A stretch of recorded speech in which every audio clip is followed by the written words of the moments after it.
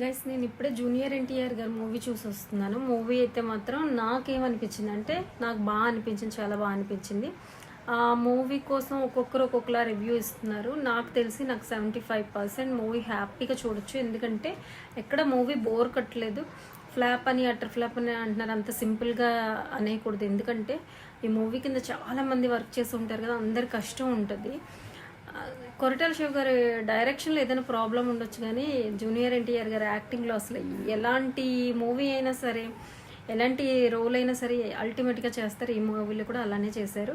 ఇంకా జాన్వీ కపూర్ గురించి చెప్పాలంటే తను తెలుగులో చేయడం ఫస్ట్ టైం కదా, తన డైలాగ్ డెలివరీ కూడా లిప్ సింకింగ్ చాలా బాగుంది. సాంగ్ బాగుంది. ఒక సాంగ్ అయితే కట్ అయింది, కానీ ఫస్ట్ హాఫ్ బాగుంది, సెకండ్ హాఫ్ కొంచెం స్లో అయింది. కానీ డ్యూల్ రోల్లో ఎంత బాగా యాక్ట్ చేశారంటే చాలా బాగా యాక్ట్ చేశారు. ఇంకా బ్యాక్గ్రౌండ్ మ్యూజిక్ అయితే సూపర్ ఉంది.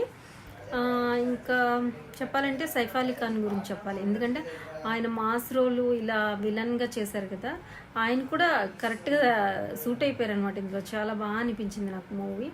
ఓవరాల్గా movie okay, super hit duper hit అని నేను చెప్పను, కానీ మూవీ అయితే హ్యాపీగా వన్ టైం చూడొచ్చు. ఎవరో చెప్పారని కాకుండా మీరు చూసి రివ్యూ ఇవ్వండి. మీకేమనిపించింది? ఒకవేళ మీరు చూసినట్టయితే కామెంట్ చేయండి. Hi guys, it's Madhu Vizag. Guys లేట్గా వచ్చిన లేటెస్ట్గా దేవరా మూవీ రివ్యూతో వచ్చాను. సో రివ్యూ చూద్దాం. Hi guys, it's Madhu Vizag. Guys లేట్గా వచ్చిన లేటెస్ట్గా వచ్చాను. దేవరా మూవీ రివ్యూ అయితే చూద్దాం ఒకసారి.